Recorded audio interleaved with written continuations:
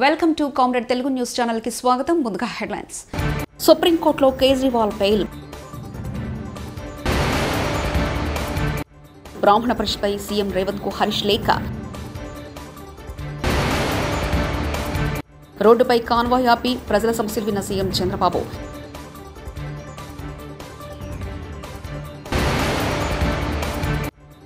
Kadapa steel plant పూర్తి చేయడానికి కృషి చేస్తాం సీఎం రమేష్.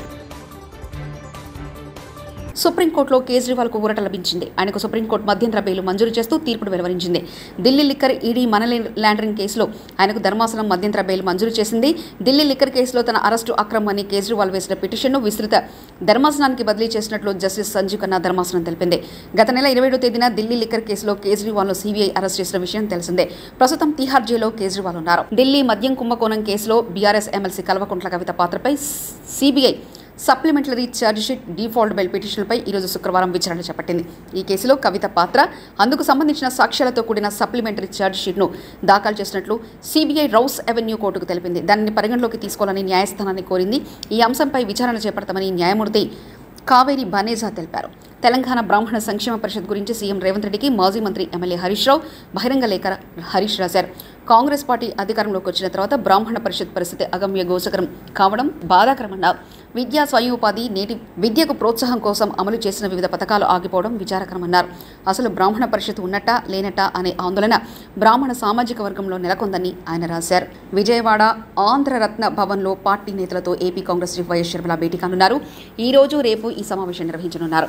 ఇకపై వారానికి 2 రోజుల పాటు విజయవాడలో ఉంటూ పార్టీ బలోపేతానికి ఎటువంటి చర్యలు తీసుకోవాలనే దానిపై నేతలతో చర్చించాలని నిర్ణయం తీసుకున్నారు. ముఖ్యమంత్రి చంద్రబాబు మరోసారి ప్రజల పట్ల సహృదయత చాటుకున్నారు. ఉండవల్లి నివాసం నుంచి సచివాలయానికి వెళ్తుండగా సమస్యలు చెప్పుకోవడానికి వచ్చిన ప్రజలను చూసి రోడ్డుపై కాన్వాయ్ ఆపారు. నక్సలైట్ చేతిలో హతమైన అరకు మాజీ ఎమ్మెల్యే శివేరి సోమ కుటుంబ సభ్యులు సీఎం చంద్రబాబును కలిశారు. ఈ సందర్భంగా సోమ భార్య ఇచ్చావతి యోగక్షేమాలను సీఎం అడిగి తెలుసుకున్నారు. సోమకుమారుడి చదువు బాధ్యతను తాను తీసుకుంటానని చంద్రబాబు హామీ ఇచ్చారు. మరికొందరు వ్యక్తులు సమస్యలపై వినతి పత్రాలు ఇవ్వగా పరిష్కరిస్తానని సీఎం భరోసా ఇచ్చారు.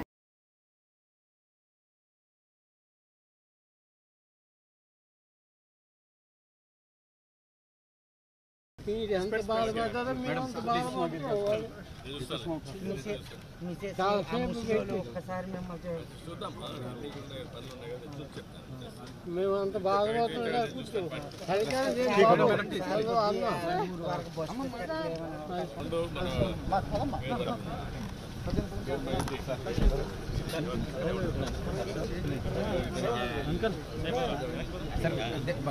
వైసీపీ అధికారంలో ఉన్నప్పుడు కడప ఉక్కు పరిశ్రమ నిర్మాణం పూర్తి చేయడానికి కృషి చేస్తామని భాజపా ఎంపీ సీఎం రమేష్ తెలిపారు.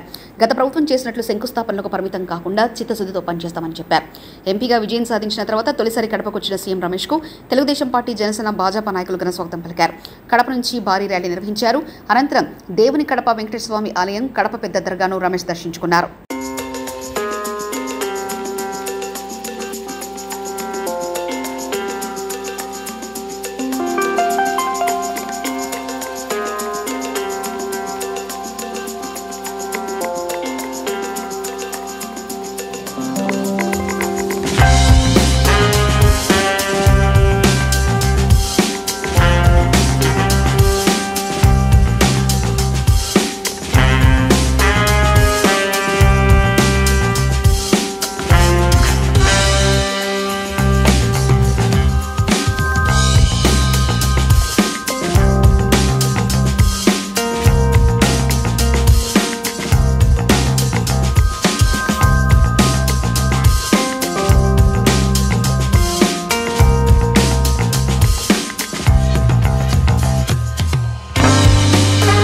ఇక్కడి నుంచి అనకాపల్లి వెళ్ళినప్పుడు వైఎస్ఆర్ కాంగ్రెస్ పార్టీ నాయకులు కొంతమంది, మీరు కడప జిల్లా నుంచి, రాయలసీమ నుంచి వచ్చారు, అనకాపల్లిలో ఎలా గెలుస్తారు, ఎలా ఎలక్షన్ చేస్తారని చెప్పి, కడప నుంచి వచ్చారు, ఇంతకుముందు విజయం ఓడిపోయారు, మీరు కూడా అలానే అవుతుందని చెప్పారు. ఆ ప్రోగ్రాంలో కూడా చెప్పారు. వాళ్ళ బ్రాండ్ వేరు, మా బ్రాండ్ వేరు. వాళ్ళ మాదిరి ఎక్కడ దౌర్జన్యాలు, అక్కడ భూ కబ్జాలు ఇవన్నీ చేయలేదు. నేను ఇక్కడి నుంచి వెళ్ళి అనకాపల్లిలో దాదాపు 3 లక్షల పైచీలకు ఓటుతో గెలవడం జరిగింది. నా సొంత జిల్లా నుంచి ఇక్కడ ఏ సమస్యలు ఉన్నా కానీ నాయకులు అందుబాటులో ఉంటాను. రెండు కూడా ఇక్కడ ఉండే సమస్యలు, అక్కడ ఉండే సమస్యలు రెండు కూడా నా సొంత సమస్యల మాదిరి తీసుకుంటాను. అక్కడని కాదు, రాష్ట్రంలో వాళ్ళు పెట్టిందే పేదలకు ఇల్లు కట్టాలని కాదు. పేదలకు ఇల్లు కట్టాలంటే ఒక సెంటుతో కుదరదు. వాళ్ళ ఉద్దేశమే ఆ స్థలాలతో డబ్బులు కొట్టాలని దాదాపు మొత్తం రాష్ట్రమంతా కోడైకొస్తుంది. దాదాపు 6,000 కోట్లు ఖర్చు పెట్టారు. దాంట్లో సగం పైగా నాయకులు తినేశారు. అది మొదటి నుంచి కూడా ఆ రోజు నుంచి కూడా తెలుగుదేశం, భారతీయ జనతా పార్టీ, జనసేన కూడా చెప్పడం జరిగింది. తప్పకుండా దాని మీద అన్ని కూడా ఎంక్వైరీలు జరిపిస్తారు. కడప స్టీల్ ప్లాంట్ కోసం నేను మొట్టమొదటిగా గెలిచిన తర్వాత వెంటనే ఏదైతే కడప స్టీల్ ప్లాంట్ గురించి చంద్రబాబు నాయుడు గారికి చెప్పడం జరిగింది. జగన్మోహన్ రెడ్డి గత 5 సంవత్సరాల్లో 2-3 సార్లు ఫౌండేషన్లు మార్చి ఇదని అదని చేశారు, కానీ ఇంతవరకు ఏం జరగలేదు. తప్పకుండా ఇప్పుడు యుద్ధ ప్రాతిక పైన ఆ ప్లాంట్ తీసుకొని వచ్చేదానికి, ఎందుకంటే లాస్ట్లో ఎలక్షన్ల ముందు జరిగింది అది. అతను 5 సంవత్సరాల్లో అతను ఫౌండేషన్ వేస్తే నేను వెళ్ళి ఆ రోజు చెప్పొచ్చు జగన్మోహన్ రెడ్డికి, మీరు 2 సంవత్సరాలు అంటున్నారు, 3 సంవత్సరాలు తీసుకొని కంప్లీట్ చేయండి, మిమ్మల్ని వచ్చి సన్మానిస్తానని. 5 సంవత్సరాలైనా కూడా ఆ ఊసే లేదు, అక్కడ ఏం లేదు, స్థలం మార్చాడే తప్పితే ఇంకొకటి లేదు. తప్పకుండా ఏదైతే ఉండిందో చంద్రబాబు నాయుడు గారితో నేను నిన్న కూడా డిస్కస్ చేయడం జరిగింది అనకాపల్లిలో. ఆయన విశాఖపట్నం వచ్చాడు. దాని మీద త్వరగా చర్యలు తీసుకుని త్వరగా వచ్చేదానికోసం చేస్తాను. సాలిడ్ అండ్ లిక్విడ్ మేనేజ్మెంట్ పై అవగాహన పెంచుకోవాలని డిప్యూటీ సీఎం పవన్ కళ్యాణ్ సూచించారు. నేడు ఆయన పంచాయతీరాజ్ కార్యాలయానికి వచ్చారు. రూరల్ డెవలప్మెంట్ పై పవన్ సమీక్షించారు. ఈ సందర్భంగా పవన్ మాట్లాడుతూ, మన జీవితంలో చెత్త ఒక భాగంగా మారిందన్నారు. మన దేశం నదులు, సాంప్రదాయాలు, పూజలకు విలువిస్తామని, కానీ నదుల సంరక్షణకు చర్యలు తీసుకోమన్నారు. పంట కాలువలను డంపింగ్ యార్డులుగా మారుస్తున్నారని, ప్లాస్టిక్ కవర్లు ఎక్కడ పడితే అక్కడ పారేస్తున్నారని పవన్ పేర్కొన్నారు. వాటిని తిని గోవులు చనిపోతున్నాయని ఆయన ఆవేదన వ్యక్తం చేశారు. చాలా గౌరవం ఇచ్చే సమాజం ఇది, కానీ దురదృష్టవశాత్తు అది పూజా పునస్కారాలకే అది పరిమితం అయిపోయింది, కానీ దైనందిక జీవితంలో ఇది రావట్లేదు. ఉదాహరణకి ఇందాక మీరు చూసిన విజువల్ ఒకటి, యనమదురు డ్రైన్ చూస్తే, భీమవరం టౌన్లో చూస్తే అది ఒక 90 మీటర్లు ఉండే ఒక డ్రైన్, అది పంట కాలం. ఆ పంట కాలంని దాదాపు ఇంక వేరే ఏమి లేక అందరూ దాన్ని ఒక డంపింగ్ యార్డ్గా వాడేశారు. అది కిలోమీటర్ లెక్కన ఉంటుంది. అందరూ అక్కడ వేసేయటం, అది ఏం చేస్తారు, మళ్ళీ వర్షాలు వచ్చేటప్పటికి అది మొత్తం వర్షాలు వస్తే కొట్టుకెళ్ళిపోయి మళ్ళీ సముద్రంలో కలిసిపోతూ ఉంది. అలాగే మనకి ప్లాస్టిక్ చెత్త ఎక్కడన్నా పడేస్తే కొన్ని ఇంకా ఇబ్బందిగా ఉంటుందని విజువల్స్ చూపించారు. లేటర్ మీరు శ్రీనివాసన్ గారి దగ్గర ఉంటాయి. ఈ ఆవులు కూడా ఈ ప్లాస్టిక్ కవర్లు తినేసి కడుపు నిండా దాదాపు 5 కేజీలు 25 కేజీలు కడుపులో ఉండిపోయినాయి. వాటికి దారుణంగా చచ్చిపోయి అలాంటి పరిస్థితులు కూడా ఉన్నాయి ఆవులు. ఒకవైపు ఏమైనా గోవుని పూజిస్తాం, గోరక్షణ అంటాం, కానీ కనీసం వాటికి, ఎందుకంటే అవి తిండి అనుకోండి, ఎందుకంటే ఫుడ్ ఉంటుంది దాంట్లో, ఆ స్మెల్కి అది తిండి అనుకొని తినేస్తున్నాయి ప్లాస్టిక్ కవర్స్. ఇవన్నీ చూస్తుంటే చాలా బాధ అనిపించి ఎక్కడో చోట మొదలు పెడదాం ఒక చిన్న ప్రయత్నం అని. అలాగే ఓపెన్ డ్రైన్స్, మనకి శ్రీనివాసన్ గారు వెల్లూరు నుంచి ప్రారంభించిన ఆయన ప్రాజెక్టు చాలా యూనిక్గా చేశారు. గత 2 దశాబ్దాలుగా ఆయన శ్రమ ఇది. అక్కడ మీరు ఆ డిస్ప్లేలో చూస్తే రోప్స్ కట్టింది అంటే ప్రతిదీ, అంటే మీరు ఒకసారి ఒక సాలిడ్ వేస్ట్ 12 గంటల లోపు కనుక చెత్తని కలెక్ట్ చేస్తే అది రిసోర్స్ అవుతుంది, అది సంపద అవుద్ది. ఇక్కడ మేము కొత్త ఉద్యోగాలు ప్రారంభించడానికి కానీ వీటన్నిటికీ కూడా మన పరిశ్రమలు వీటన్నిటికంటే కూడా సర్వీస్ ఓరియంటెడ్ ఎంత డబ్బు ఉంది, అది ఈ సాలిడ్ లిక్విడ్ రిసోర్స్ మేనేజ్మెంట్లో పడేసిన ప్రతి చెత్త పనికిరాంది అనుకున్న మన ఇంట్లో నుంచి పడేసింది అది ఇంకో చోట సంపాదన అవుతుంది. సో ఆ కాన్సెప్ట్లో ఆయన 12 గంటల లోపు కనుక చెత్తని కలెక్ట్ చేస్తే అదొక మనకి అసెట్ అయిపోద్ది, అది ఒక సంపద అయిపోద్ది. దాన్ని ఎలా చేయాలనేది ఆయన గత 2 దశాబ్దాలుగా ఆయన చాలా నలిగి ఈ కాన్సెప్ట్ పట్టుకొచ్చారు. ఇది గతంలో 2-3 సార్లు చేశారు, కానీ ఇక్కడ ప్రత్యేకించి ఆయన చూసిన తర్వాత ఇది నేను పిఆర్ తీసుకున్నప్పుడు శశిభూషణ్ గారు దీన్ని ఆయన పేరుని ప్రతిపాదించారు. తల్లికి వందనం పథకంపై మాజీ మంత్రి గుడివాడ అమర్నాథ్ కీలక వ్యాఖ్యలు చేశారు. తల్లికి వందనం పథకంపై విద్యార్థి తల్లిదండ్రులతో అనుమానం ఉందన్నారు. మాట ఇచ్చిన ప్రకారం ప్రభుత్వ ప్రైవేట్ పాఠశాలలో విద్యార్థులందరికీ తల్లికి వందనం పథకం ఇవ్వాలని డిమాండ్ చేశారు. ఒక శిలాఫలకం వేసేసి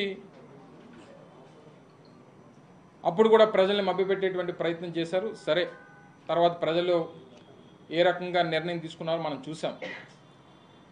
ఇప్పటికి కూడా ఆయన చేసినటువంటి కార్యక్రమంగానే దాన్ని చిత్రీకరించడం అనేటువంటిది చాలా ఆశ్చర్యానికి గురి చేసింది. ఎందుకంటే గత సంవత్సరం మే 3వ తారీఖున అనుకుంటా భోగాపురం ఇంటర్నేషనల్ ఎయిర్పోర్ట్కి సంబంధించి ఆ రోజు ముఖ్యమంత్రిగా ఉన్నటువంటి జగన్మోహన్ రెడ్డి గారు, దానికి సంబంధించినటువంటి I&I మినిస్టర్గా ఉన్నటువంటి నేను కానీ, లేదా కేంద్ర మంత్రివర్యులుగా ఉన్నటువంటి పెద్దలు జ్యోతిరాదిత్య సింధియా గారు దానికి పూర్తి స్థాయిలో అన్ని అనుమతులు తీసుకున్న తర్వాత పూర్తి స్థాయిలో నిర్మాణానికి ఏ రకమైనటువంటి ఆటంకాలు లేవు అని చెప్పి నిర్ధారణకు వచ్చిన తర్వాత పనులు మొదలుపెట్టినటువంటి ప్రభుత్వం జగన్మోహన్ రెడ్డి గారి ప్రభుత్వం. ఆ రోజు నేటికి దాదాపు 30-35% పనులు పూర్తి చేశాం. మిమ్మల్ని కూడా ఒక సందర్భంలో జనవరి మాసంలో అనుకుంటా, డిసెంబర్ జనవరి మాసాల్లో మిమ్మల్ని అందరినీ కూడా ఒకసారి అక్కడ జరుగుతున్నటువంటి పనుల్ని ప్రజలకు చూపించడం కోసం మిమ్మల్ని కూడా ఒకరోజు ఆహ్వానించి మిమ్మల్ని అందరినీ కూడా తీసుకెళ్ళినటువంటి సందర్భం మీ అందరికీ గుర్తుంది. ఆ రన్వే పనులు కానీ, టెర్మినల్ బిల్డింగ్ పనులకు సంబంధించి కానీ, ఇలా ఇవన్నీ జరుగుతున్నటువంటి క్రమంలో ఏమీ చేయకుండా అన్నీ నేనే చేశాను అనేటువంటి మాట చెప్పుకునేటువంటి దాంట్లో చంద్రబాబు నాయుడు గారిని మించినటువంటి వ్యక్తి లేడు. అది ఈరోజు కాదు, ఆయన మొదటి నుంచి ముఖ్యమంత్రిగా ఉన్నటువంటి నాటి నుండి ఉమ్మడి రాష్ట్రానికి కానీ తర్వాత కానీ ఆయనకు ఉన్నటువంటి మార్కెటింగ్ స్కిల్స్ బహుశా దేశంలో ఏ నాయకుడికి ఉండవు. ఎందుకంటే మేము చేసినటువంటి పనులు, మేము చేపట్టినటువంటి కార్యక్రమాలను కూడా ఆయనే చేసినట్టుగా ఇంకా ప్రజలకు చిత్రీకరించేటువంటి ప్రయత్నం చేయడం అనేటువంటిది కాస్త ఆశ్చర్యానికి గురి చేసింది. సరే, ఇప్పటి వరకు ప్రభుత్వం ఈ మేరకు చేసింది, ఇక నుంచి మేము కొనసాగిస్తామని చెప్పుంటే కొంచెం గౌరవంగా ఉండేది. అది పనులు మేమే మొదలుపెట్టాం. జనగామ జిల్లా స్టేషన్ గన్పూర్ మండలంలోని శివునిపల్లి గ్రామంలోని పాలిటెక్నిక్ కళాశాలలో వనమహోత్సవ కార్యక్రమంలో భాగంగా వరంగల్ పార్లమెంట్ సభ్యురాలు డాక్టర్ కడియం కావ్య, మాజీ ఉప ముఖ్యమంత్రి స్టేషన్ గన్పూర్ శాసనసభ్యులు కడియం శ్రీహరి, జిల్లా collector Rizwan Pasha Sheikh, forest officer Lavanya ముఖ్య అతిథులుగా పాల్గొని మొక్కలు నాటారు. అనంతరం ఏర్పాటు చేసిన సమావేశంలో ఎంపీ డాక్టర్ కడియం కావ్య మాట్లాడుతూ భూమండలంలోని సమస్త ప్రాణుల జీవన మనుగడకు చెట్టే ఆధారమని, భవిష్యత్తు తరాలకు ఇబ్బందులు రాకుండా ఉండాలంటే మనిషి 5 మొక్కలు నాటడంతో పాటు మొక్కల్ని సంరక్షిస్తూ పెంపకాల బాధ్యతలను తీసుకోవాలని సూచించారు.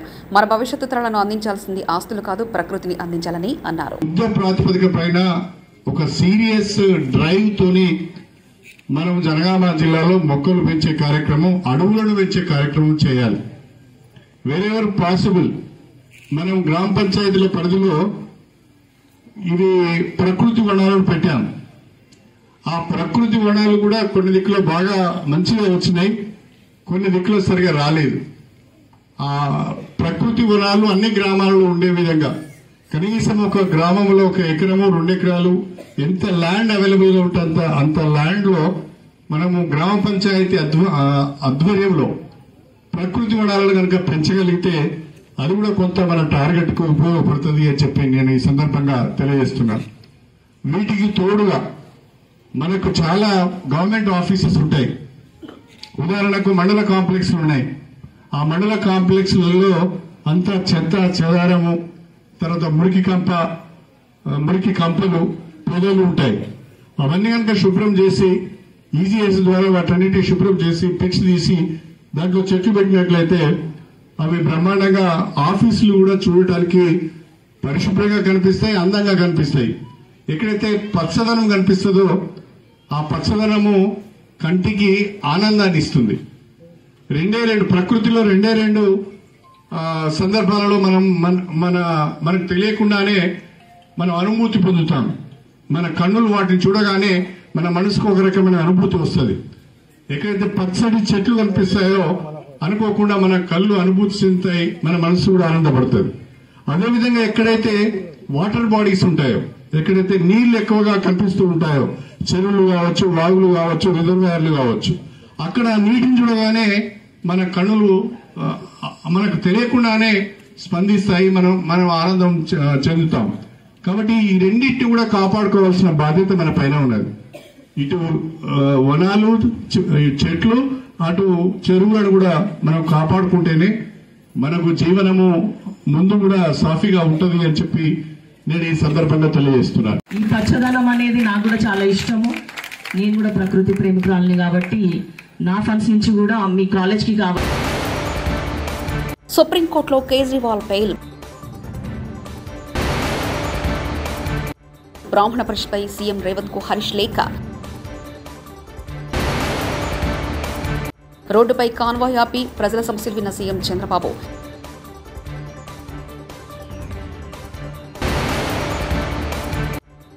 కడప స్టీల్ ప్లాంట్ పూర్తి చేయడానికి కృషి చేస్తాం సీఎం రమేష్. ఇవి బులెటిన్ విశేషాలు. చూస్తూనే ఉండండి కామ్రేడ్ తెలుగు న్యూస్ ఛానల్. ప్రతినిధి ఒంటేరు రమేష్ చంద్ర పరకాల.